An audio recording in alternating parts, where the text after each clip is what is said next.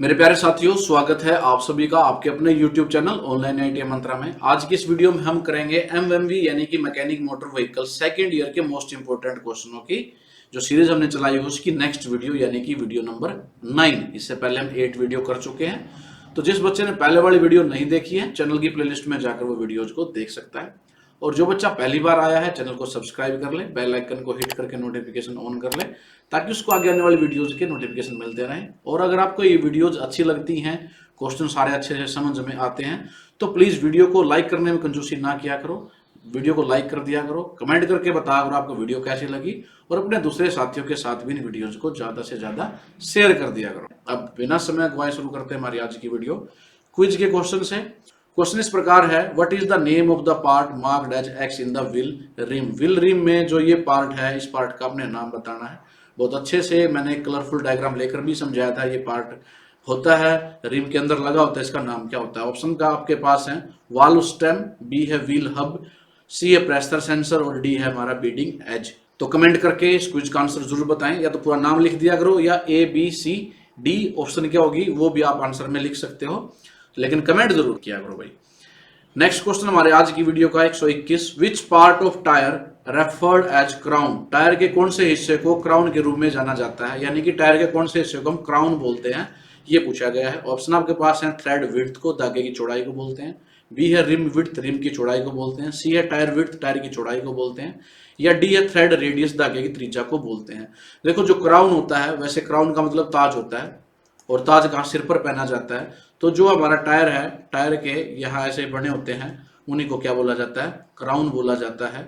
यानी कि crown refer as the central threaded area of the tyre that makes primary contact with the road, provide grip. जो grip provide करता है, traction provide करता है, और जो टायर का हिस्सा रोड के साथ यहाँ कांटेक्ट में होता है, उसी को क्या बोलते हैं, क्राउन बोलते हैं, ताज बोलते हैं। तो ऑप्शन के हिसाब से इसका आंसर बन जाएगा थ्रेड रेडियस। इस क्वेश्चन का आंसर क्या हमारा डी है।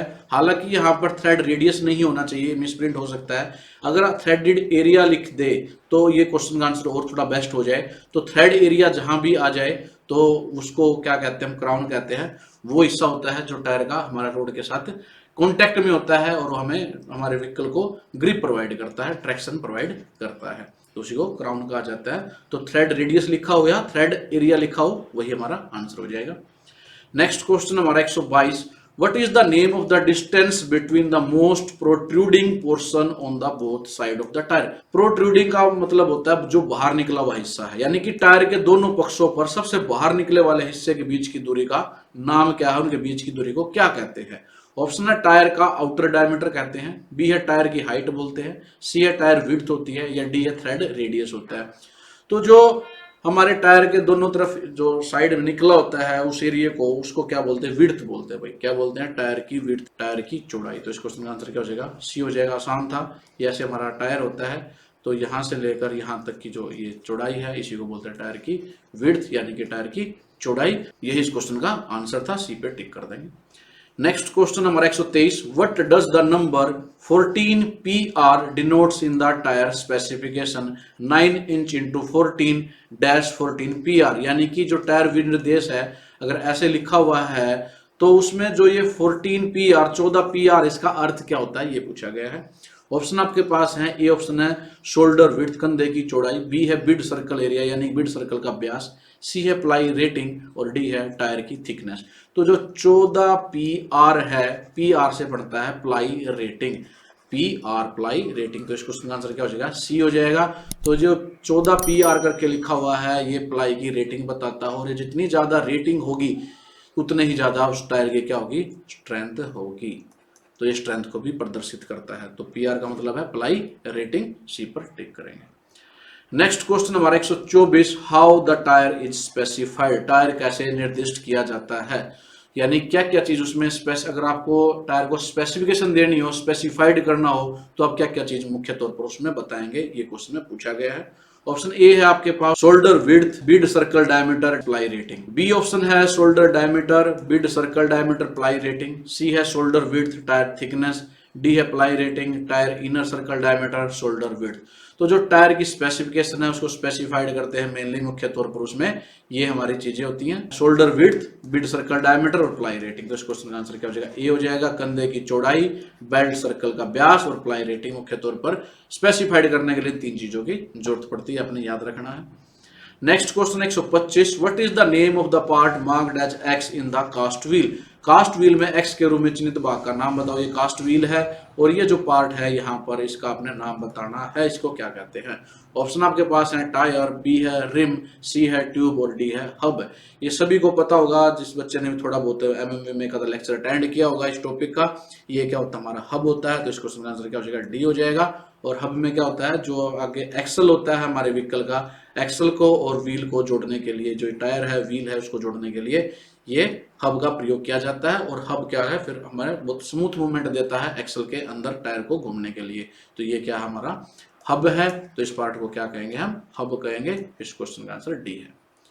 Next question 126, what is the name of the part marked as X in the flat type rim. Flat type rim में एक्स के रूप में जो चिन्हित भाग है इसको क्या कहेंगे।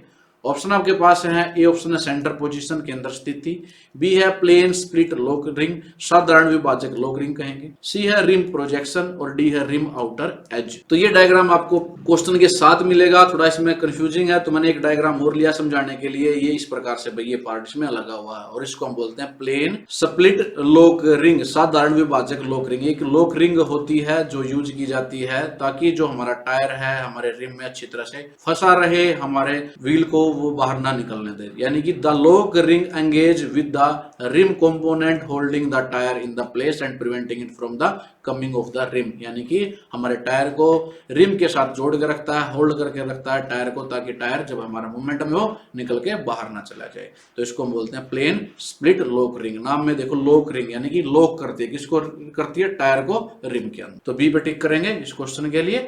नेक्स्ट क्वेश्चन हमारा 127, Which type of wheel consists of two separate discs are clamped together। किस प्रकार के पहिए दो अलग अलग डिस्क के एक साथ दबाए जाते हैं, यानी कि वो जो बनावट है उसकी दो डिस्क होती है, फिर वो क्लैम्प करके एक रिम बनाया जाता है, एक व्हील बनाया जाता है। तो उस टाइप के व्हील को हम क्या कहते हैं। ऑप्शन आपके पास है स्प्लिट व्हील विभाजित पहिया, बी है वायर व्हील, सी है डिस्क व्हील, डी है हमारा हैवी व्हीकल व्हील। तो जो दो सेपरेट डिस्क को जोड़ के बनाया जाता है उसको बोलते हैं हम स्प्लिट व्हील। इस क्वेश्चन का आंसर क्या हो जाएगा, ये हो जाएगा। आसान था, देखो दो सेपरेट डिस्क हैं आपकी, मान लो ऐसे डिस्क है, उनको जोड़ दें, क्लैंप कर दें, तो जो व्हील बनेगा उसको स्प्लिट व्हील कहेंगे। विभाजित यानी दो पार्ट है ना, विभाजन हुआ है, विभाजन को जोड़ दिया हमने, दो पार्ट को जोड़ दिया, तो इसको बोलेंगे हम स्प्लिट व्हील। ए पर टिक करेंगे। नेक्स्ट क्वेश्चन है 128, what is the type of the wheel. पहिए का प्रकार। ये भाई आपका जो पिक्चर है दी गई है क्वेश्चन के साथ, इसको देख के आपने बताना है कि ये कौन से टाइप का व्हील है। और ये व्हील ऐसे यूज किया जाता है गाड़ी में, अगर यूज होगा तो इस प्रकार से दिखता है। ऑप्शन आपके पास है डिस्क व्हील, बी है स्प्लिट व्हील, सी है हैवी व्हीकल व्हील और डी है हमारा वायर व्हील। तो आप आसानी से देख सकते हो इसमें अलग अलग बहुत सारी वायर लगी हुई हैं, तो इसको क्या बोलते हैं, हम वायर व्हील कहते हैं। तो इस क्वेश्चन का आंसर क्या हो जाएगा, डी हो जाएगा। बहुत ही आसान क्वेश्चन था। नेक्स्ट क्वेश्चन हमारा 129, what is the type of the wheel. पहिए के प्रकार क्या है, अलग अलग टाइप के व्हील आ रहे हैं क्वेश्चनों में, तो इनको अच्छे से देख लो। ऑप्शन वही है आपके पास, wire wheel, disc wheel, split wheel और हैवी व्हीकल व्हील। तो जो स्प्लिट व्हील और वायर व्हील आप देख चुके हो, heavy vehicle wheel special type कोई होती नहीं, तो एक ही बचती है, ये क्या हमारा डिस्क व्हील है। तो इस क्वेश्चन का आंसर क्या हो जाएगा, बी हो जाएगा, डिस्क व्हील। ये डिस्क में बने होते हैं, डिस्क के रूप में बने होते हैं, तो इसलिए इसको क्या बोलते हैं, डिस्क व्हील कहते हैं। नेक्स्ट क्वेश्चन हमारा 130, what is the servicing procedure carried out in the wheel. पहिए में किए जाने वाले सेवा प्रक्रिया का नाम बताओ। भाई ये हमारा यहाँ पर एक टायर है गाड़ी का, यहाँ देखो ये, ठीक है, और उसमें ये ऑपरेटर लगा हुआ है। इस ऑपरेटर से कुछ चेक किया जा रहा है, आपने बताना ये क्या चेक किया जा रहा है। ऑप्शन आपके पास है, ए ऑप्शन है checking camber angle, camber angle की जांच की जा रही है, बी है checking caster angle, caster angle के कोण की जांच की जा रही है, checking the king pin inclination, king pin की झुकी होने की जांच कर रहे हैं, या चेकिंग द इंक्लूडेड एंगल, समाविष्ट कोण की जांच कर रहे हैं। तो ये जो प्रोसेस है, जब हम व्हील की अलाइनमेंट करवाते हैं उस टाइम पे इसका यूज किया जाता है, इस ऑपरेटर्स का। और ये चेक किया जा रहा है कैम्बर एंगल। तो इस क्वेश्चन का आंसर क्या हो जाएगा? ए हो जाएगा। ये कैम्बर एंगल की जांच की जा रही है, कैम्बर कोण कितना है, कैम्बर एंगल कितना है, क्योंकि अगर ये एक स्पेसिफाइड लिमिट से कम या ज्यादा होगा तो जो हमारे टायर हैं वो ज्यादा वोर्न आउट होंगे, ज्यादा घिसेंगे, एक साइड से ज्यादा घिस जाएंगे, एक साइड से कम घिसेंगे। तो इसलिए अलाइनमेंट करते समय कैमर एंगल भी चेक किया जाता है और इस ऑपरेटर से उसको चेक करते इस प्रकार से चेक किया जाता है। अगर किसी ने व्हील अलाइनमेंट करवाई होगी कार की तो वो उसको तो अच्छे से पता ही होगा। और दूसरे बच्चे भी इस ऑपरेटर को ऐसे यहाँ पकड़ा हुआ है, एक ऊपर ये हिस्सा ऊपर लग जाता है, ये नीचे लगता है और फिर ये इसकी एंगल को देख लेता है कितना वो झुका हुआ है। तो क्या चेक कर रहे हैं? कैमर एंगल चेक करें, ये आपने याद रखना है। नेक्स्ट क्वेश्चन हमारा 131, which advantage does not suit to wheel alignment? कौन सा लाभ पहिया संरेखण के लिए उचित नहीं है? इसमें क्वेश्चन में पूछा गया भाई 4 हमें एडवांटेज दिए गए, 4 ऑप्शन दी गई है, कौन सा व्हील अलाइनमेंट के साथ मैच नहीं करता, यानी कि कौन सा व्हील अलाइनमेंट का एडवांटेज नहीं है, लाभ नहीं है। ऑप्शन है मिनिमाइज टायर वीर, यस, अगर व्हील अलाइनमेंट सही होगी तो हमारा टायर वीर कम हो जाएगा, तो ये तो उसका एडवांटेज है, आंसर नहीं बनेगा। रिड्यूस द ड्राइवर एफर्ट, ये भी व्हील अलाइनमेंट सही होगी तो जो ड्राइवर को पहिए को घुमाने में, रोटेट करने में जो एफर्ट है वो कम करना पड़ेगा, ये भी लाभ होता है। Achieve self centring after turning, yes, जो सेल्फ सेंटरिंग है, समम जो मुड़ने के बाद समम मध्य में आ जाना, जब आप मैं बता था जो सेल्फ सेंटरिंग क्या होता है, जब हम व्हीकल को मोड़ते हैं, टर्न करते हैं, तो उसके बाद अगर व्हील को छोड़ दें तो अपने आप ही एक बीच वाली पोजीशन में, मध्य पोजीशन पे वो आ जाता है, उसको सेल्फ सेंटरिंग कहते हैं। तो ये भी एडवांटेज है भाई व्हील अलाइनमेंट का, अगर अलाइनमेंट सही होगी तो सेल्फ सेंटरिंग भी सही काम करेगा। Achieve the easy torque transmission, जी ये जो लाभ है ये व्हील अलाइनमेंट का कोई लाभ नहीं है, टॉर्क से व्हील अलाइनमेंट का कोई लेना देना नहीं है। तो जो आसानी से टॉर्क ट्रांसमिशन प्राप्त करना है, ये जो एडवांटेज है ये हमारा व्हील अलाइनमेंट का एडवांटेज नहीं है, तो यही क्वेश्चन का आंसर भी हो जाएगा। तो यही पूछा गया था इन 4 में से कौन सा एडवांटेज व्हील अलाइनमेंट से संबंधित नहीं है, तो अचीव इजी टॉर्क ट्रांसमिशन इसका आंसर है, क्योंकि इसका व्हील अलाइनमेंट के साथ कोई भी संबंध नहीं है, तो डी पर टिक करेंगे। Next question 132, which part of electronic power steering revert back to manual steering in case of failure of power steering? Question में ये पूछा गया भाई अगर पावर स्टीयरिंग है आपकी गाड़ी में, इलेक्ट्रॉनिक पावर स्टीयरिंग, और वो फेल हो जाए तो कौन सा पार्ट है जो उसको मैनुअल स्टीयरिंग में कन्वर्ट कर देता है? क्योंकि अगर उसको मैनुअल में ना कन्वर्ट करे और पावर स्टीयरिंग फेल हो जाए, गाड़ी को मोड़ ही ना पाओ, तो एक्सीडेंट होना की संभावना बहुत ज्यादा हो जाएगी। तो उसमें एक पार्ट ऐसा भी लगाया जाता है, अगर पावर जो स्टीयरिंग है फेल हो जाए तो हमारा जो स्टीयरिंग है मैनुअल ट्रांसमिशन में, मैनुअल में कन्वर्ट हो जाता है, तो उस पार्ट का नाम बताना, कौन उसको चेंज करता है। ऑप्शन आपके पास है सोलेनोइड वूल, बी है फेस कंपनसेटर, सी है फेल सेफ रिले और डी है हमारा करंट कंट्रोलर। तो जो पार्ट होता है उसका नाम है हमारा फेल सेफ रिले। वही इसमें देखो नाम में छुपा फेल सेफ रिले, यानी कि अगर हमारा स्टीयरिंग फेल हो जाए और हमारा स्टीयरिंग सेफ भी रहे फेल होने के बाद, तो जो रिले होती है ये क्या करती है, हमारे पावर स्टीयरिंग को मैनुअल स्टीयरिंग में कन्वर्ट कर देती है, इसलिए इसका नाम है फेल सेफ रिले। तो इस क्वेश्चन का आंसर क्या हो जाएगा? सी हो जाएगा। Next question 133, which device in the electronic power steering convert the steering torque input and its direction into the voltage signal? भाई इलेक्ट्रॉनिक पावर स्टीयरिंग में कौन सा उपकरण, कौन सा पार्ट स्टीयरिंग टॉर्क की इनपुट को और इसकी दिशा को वोल्टेज सिग्नल में परिवर्तित कर देता है, कन्वर्ट कर देता है? पावर स्टीयरिंग में जो आप हिलाते हो, जो टॉर्क उस पर लगाते हो, जो फोर्स लगाते हो, उसको किस में कन्वर्ट करना होता है? वोल्टेज सिग्नल में कन्वर्ट करना होता है, तो वो कौन करता है? ऑप्शन आपके पास है रोटेशनल सेंसर, घूर्णन सेंसर, बी है टॉर्क सेंसर, सी है हॉल इफेक्ट सेंसर या डी है टेम्परेचर सेंसर। तो किसको कन्वर्ट करना भाई? टॉर्क इनपुट, जो टॉर्क आपने दी है, तो इसको कन्वर्ट करने के लिए जो पार्ट होता है वो होता है हमारा टॉर्क सेंसर। टॉर्क सेंसर ये काम करता है, सेंस करता है कितना टॉर्क आपने लगाया, उसको सेंस करके किस में कन्वर्ट कर देता है? वोल्टेज सिग्नल में कन्वर्ट कर देता है। इस क्वेश्चन का आंसर क्या हो जाएगा? बी हो जाएगा। ये भी आसान था, टॉर्क से आप रिलेट कर सकते हो टॉर्क सेंसर।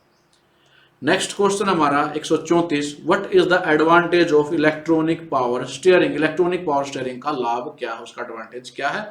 इन 4 ऑप्शन में से आपसे बताना है। ऑप्शन ए है कंपैक्ट इन द साइज, आकार में कंपैक्ट, जी नहीं, साइज से इसका संबंध नहीं है, इसका कोई एडवांटेज नहीं हो सकता पावर स्टीयरिंग का।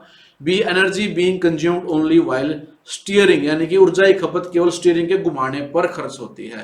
बिल्कुल, ये इसका भाई आंसर भी बताते हैं क्यों होगा। अगले ऑप्शन भी देख लेते हैं। लेस ऑक्यूपेशन ऑफ स्पेस, स्थान पर कम कब्जा करना, ये भी इसका एडवांटेज नहीं है। Number of components are less, जो घटक है उनकी संख्या कम है, ये भी लाभ नहीं होगा। इसका लाभ है energy being consumed only the while steering. भाई जो इलेक्ट्रॉनिक पावर स्टीयरिंग होता है उसका एडवांटेज ये है, हाइड्रोलिक जो सिस्टम होते थे उसमें कॉन्टिन्यूसली पंप चलता है। जो हाइड्रोलिक हमारे पावर स्टीयरिंग होते थे वो कैसे ड्रिवन होते थे, हमारे पंप के द्वारा होते थे। बेल्ट ड्रिवन पंप होता था जो कि हमारे इंजन से जुड़ा होता था। तो आप स्टीयरिंग चला रहे हो या नहीं चला रहे हो उससे मतलब नहीं था, पंप क्या था, कॉन्टिन्यूसली रन होता रहता था, पावर कंज्यूम करता रहता था। लेकिन इलेक्ट्रॉनिक पावर स्टीयरिंग में ऐसा नहीं है।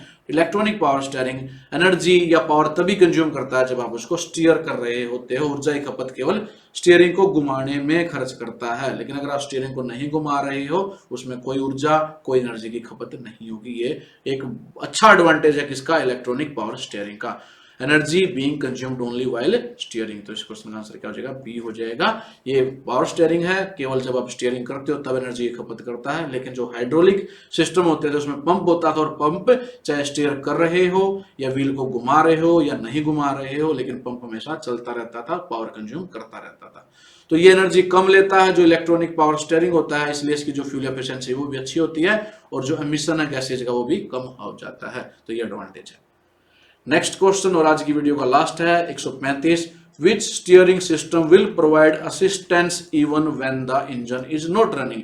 कौन सा स्टीयरिंग सिस्टम इंजन न चलने पर भी सहायता प्रदान करता है। भाई इंजन नहीं चल रहा है लेकिन आप स्टीयरिंग की हेल्प से गाड़ी को मोड़ सकते हो, वो किस में होता है। ऑप्शन आपके पास है इंटीग्रल पावर स्टीयरिंग, बी है लिंकेज पावर स्टीयरिंग, सी है इलेक्ट्रॉनिक पावर स्टीयरिंग, और डी हमारा मैनुअल स्टीयरिंग। तो वन बाय वन सभी ऑप्शन को देखते हैं। जो इंटीग्रल पावर स्टीयरिंग और लिंकेज पावर स्टीयरिंग होता है इसमें भी वही पंप लगा होता है, और पंप जुड़ा होता है हमारे इंजन से, इंजन की शाफ्ट से।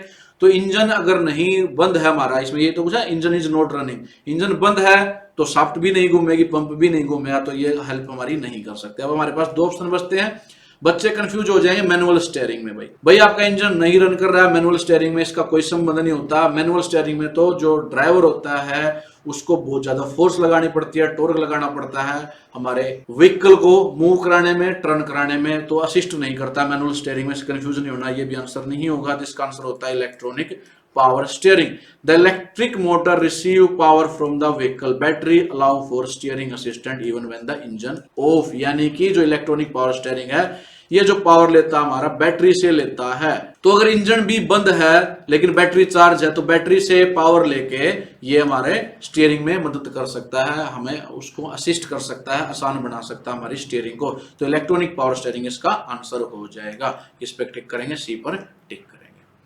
तो मेरे प्यारे साथियों ये थे हमारे आज की वीडियो के नेक्स्ट 15 इंपॉर्टेंट क्वेश्चन। उम्मीद करता ये क्वेश्चन भी आपको बाकी वीडियो के क्वेश्चनों की तरह अच्छे से समझ में आए होंगे।